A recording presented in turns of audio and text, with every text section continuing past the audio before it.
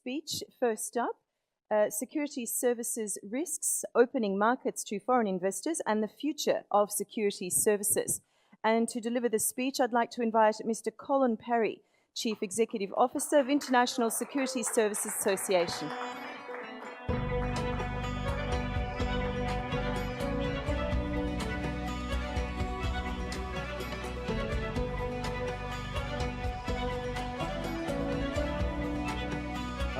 Good morning to everyone.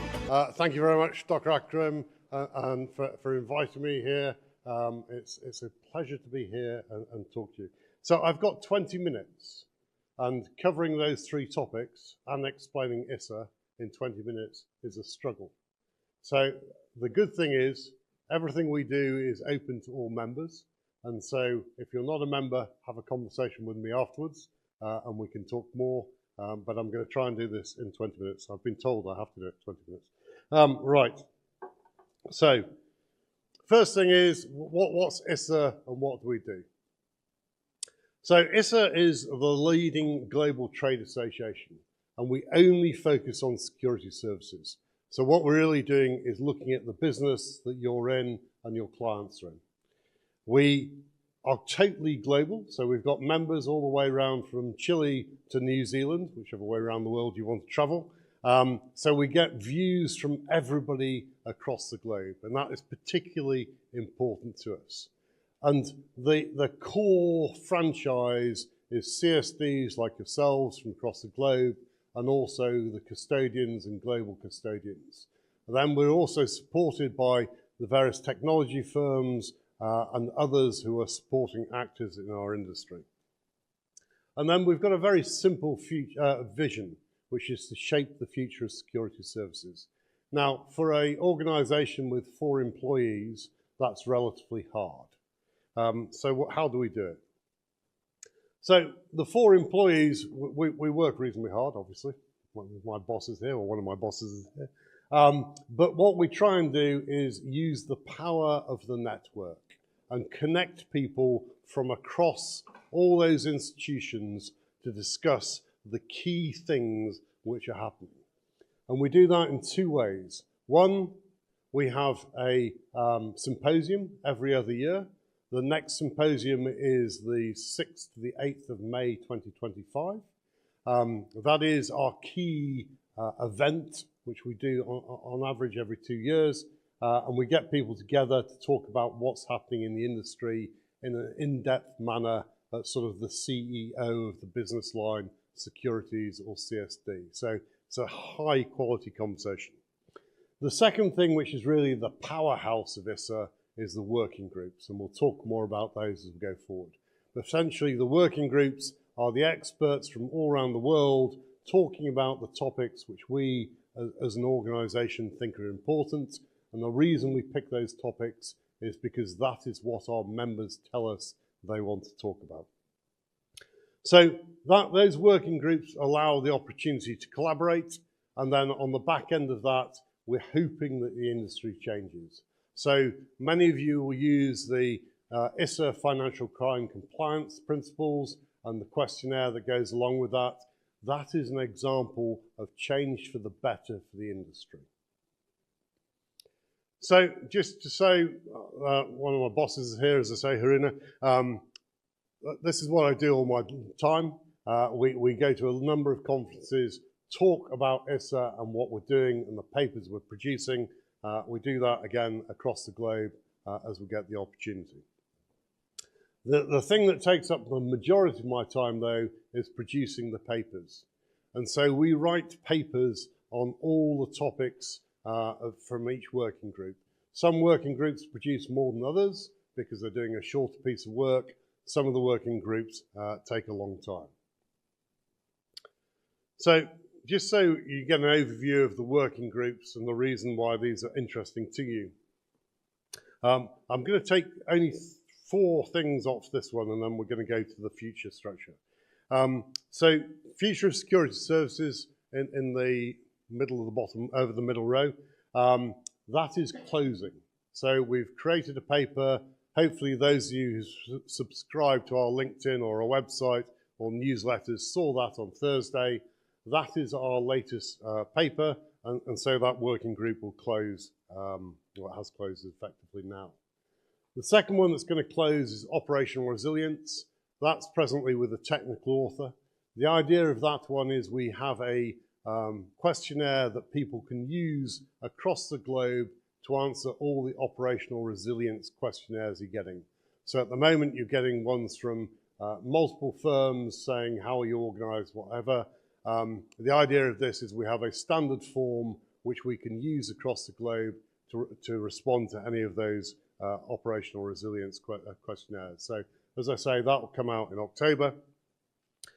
Security services risks is a rerun of a paper we've written now 3 times. That is, I'll talk about in depth later, but that one's also going to close. And then standardization presently deals with ESG and what we need to do in security services there, and ISO 20022. ISO 20022, we've finished a piece of work. If you're particularly interested, I'm talking in Cybos at the end of this month about ISO 20022, and it is my favorite topic ever, but I'm glad it stopped. Right, so where are we going? So we've taken T1 and we've written various papers on that, and we're changing that into accelerated settlement. So as an industry, we don't think that T1 is the end state. We think there is a push to T0, and how do you do that? Whether you do it end of day, multiple batches during the day, atomic settlement, I think is a debate that we need to lead from the industry and then tell the regulators how it should happen.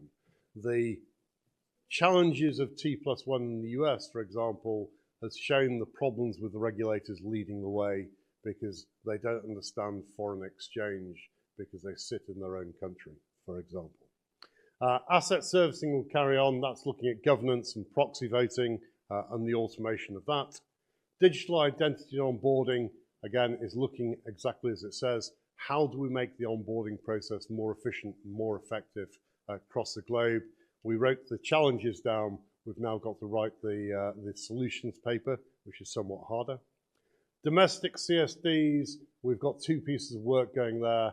One is the AFME due diligence questionnaire, which many of you receive, is not fit for purpose for CSDs. And we've worked with the ACG and AFME to say we need to revise that to make it CSD applicable, and that's there. And then I'll talk about the second paper we're doing in domestic CSDs there. Evolving technologies is really 3 things.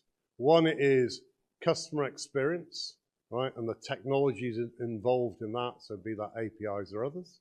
One is the new technologies and the applications, so things like generative AI and the like, cloud and other things, which we're going to deal with. And then the third one is about how do the markets operate? So more about DLT and new technologies and the interaction between the CSDs and the custodians. Financial crime compliance continues. It's still a big topic, still high on the regulators' priority list. And then we're starting a new one on investor solutions. So we had the last symposium, we had a gentleman from Swiss Re come and talk to us, and he basically told us we weren't as good as he wanted. And so what we're doing in reaction to that, and with agreement from the membership, is actually looking at how we address the investor concerns. And then out of network assets, there are more and more assets which aren't held by yourselves in the CSDs. How do the custodians deal with those? So be they physical assets, be they DLT, be they elsewhere. So we're writing a paper of that. And then, as I said earlier, standardization, we've killed the ISO 20022 group, and now we're working on sustainability in security services. Now, if you look at that, you go, Colin, you've gone from 11 working groups to 9. Does that mean you're having the summer off? The answer is no. So at the symposium next year, we'll select from the conversations out of the symposium the next 2 topics to do. So the bits I've been asked to talk to rather than the sales pitch. Future of security services. Like I say, the paper was published on Thursday. on the last version of this, we said there were two things driving overall security services. One of which was technology, be that the big tech and the new capabilities in technology. And the second one was investor behaviors, right? So there are definitely more retail investors involved. There's a different view on what we're doing, which is part of the reason that the Americas moved to T+1. And those things have continued. And then the element which we've added is geopolitics, because everyone here has been affected by the sanctions that have been imposed on the back of various wars. That has caused more issues. It's also caused a movement of asset flows. So if you read the paper, there's a bit in there from the FedEx cross-border index. And interestingly, despite the rhetoric between the US and China, the flow between those two countries of goods is actually increasing.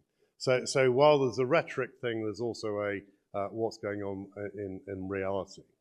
And then again, the regulators are being more divided in their opinions. Be that on DLT, where you've got the Americans basically saying, we're not interested in anything crypto, versus Switzerland, where they're much more pro-crypto and the DLT. So geopolitics is playing out in many different ways. So in the original paper, we wrote down 10 key highlights of what we thought was happening and what was driving the industry. You'll notice here on the slide there are 11, right? So if we go to the bottom right, accelerated settlement. 3 years ago, or 3.5 years ago, that was not on our radar, right? So I've scored us 0 out of 10 because we didn't actually say that we were going to do anything there. We now think it is a very big driver of what's happening, and that working group responds to it. Shift to passive in the ESG, we're continuing to see that. So for the first time ever, passive investing has overtaken active investing, right? And that has an implication for your clients. So the investment managers are turning around to custodians and saying, I am earning less fees, and therefore you need to charge me less. That will flow downhill, right? So there'll be more and more pressure on the CSDs to reduce your own cost bases if you want to keep your P&L in whole. And then the shift to ESG, it's very, very divided again along a geopolitical line. So I was in Scandinavia giving a talk earlier this month, last month, and they were very much ESG's way ahead, and if you're not in ESG, we're not going to invest in you. You go across the Atlantic to the US, much more skepticism there. Shift into digital and alternatives. Alternatives still continue to grow. That is the biggest threat to the people in these organizations sitting in this room today, right? If you haven't got an alternative solution, your market will disappear, right? And that's probably an exaggeration, right? There are the unlisting of securities is a phenomenon we're seeing across the world, and that I think is something we have to be aware of. Digital assets, they're growing slowly, right? So again, at the Stockholm conference, there's a gentleman there saying there are billions going through digital ecosystems, and there are, right? But there is liquidity pools forming, particularly in private assets and particularly in collateral management. But outside of that, there's not much there. Deepening in globalization, yeah, I think we got that right. The market, the whole world is deepening, i.e. more people are investing. Globalization, we talked about the headwinds when we talked about the geopolitics. Technology, right, that is omnipresent. And that is a chapter worthwhile reading if you've got time, because it goes through all the new changes in technology which we think are going to impact the industry. Industry being disrupted by big tech. So one of the hypotheses we put forward is, Apple or Google could buy BBH without noticing it, right? It's a $4 billion company. Apple has got, what, trillion sitting there on the balance sheet, they wouldn't even notice it. Would they come in here and try and disrupt the industry? The answer is we don't think so. And what we're seeing is partnerships rather than aggressive takeovers.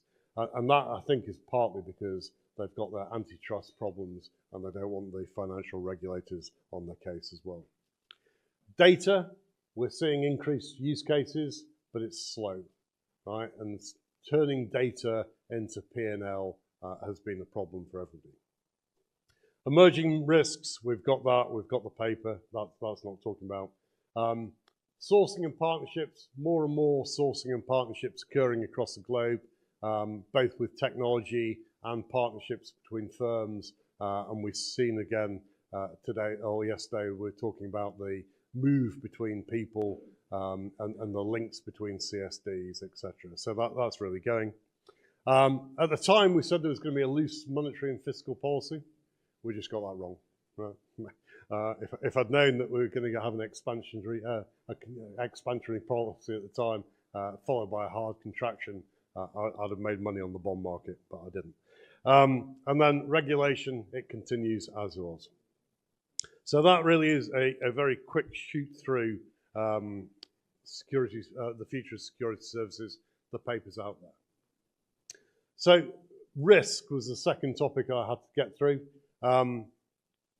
The risks around here, they are changing, right? And so we have written or rewriting the risk paper at the moment. It should be out in probably November. But there are new asset classes which we've got to account for the risks of. The technology changes, you know, the challenges, I guess, of the regulation around that. I think Mr. Tariff said yesterday, you know, same risk, same regulation. We're not necessarily seeing that across the globe. Operating models are changing, and we're seeing that going on. That affects the way the risks go. And then the whole sanctions problems, again, have changed the risk appetite and the risk management thereof.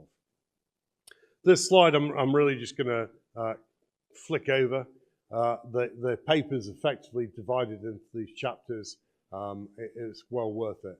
And the one thing I'd say is there's a gentleman from SEB, Goran Forls, who many of you may know. He always says that he gives the ISSA risk paper to all his new joiners because it explains how the industry works, all the way from the investor right through to the CSD and back for the corporate actions. And it is a very good baseline educational material, and it also explains the risks that people face. One of the problems I see, and Sarah talked about it yesterday, was do we have the right people coming through for this industry? And part of how do you educate them, I think it is here within this risk paper. And then the thing that probably attracts most of you to this, we've got this working group going on domestic CSDs. Now, why is it called domestic CSDs?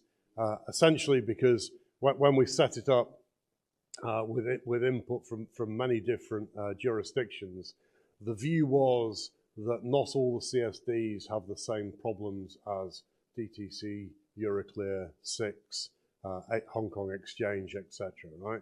And there's a whole heap of the CSDs who have more fundamental issues to address. So we've written 3 or 4 papers now based on this group, and please feel free to join it. Right? It's a very interesting set of conversations. So one of the topics the group picked was how do we actually attract foreign investment into the market? And this I think is key. Right? So the investment does matter. Right? We in ISSA believe that the cash flow, or the investment flows from the wealthier countries to the poorer do help. Right? And we can talk about hot money or dependable capital later, but really it matters. And there are multiple countries that people can choose from. So making it hard to invest just puts people off. And the risk managers, i.e. the investment managers, they have problems investing anyway, and they have restrictions, and therefore they need to get to a place where they can be confident they can invest in your country. And that comes into the next point, which is about stability. And the stability requires the whole country effort. There is no point pretending you can do this without having a fiscal and legal structure which is joined up. And then FMIs, particularly, we suggest that you follow the PMFI principles because they're key to what we do. And then externalities, grey listing, sanctions, they do make a difference, and people have to avoid them if possible. So judging by the fact the lights have just gone up in my face, I take it I'm meant to wind up. So these are the chapters in the paper. Again, we should have that out in November or December. I've sent Jesse a copy, an early copy of it. If anybody would like an early copy to comment and improve our outcomes on this paper, that'd be perfect. And I think my time is up. Thank you very much.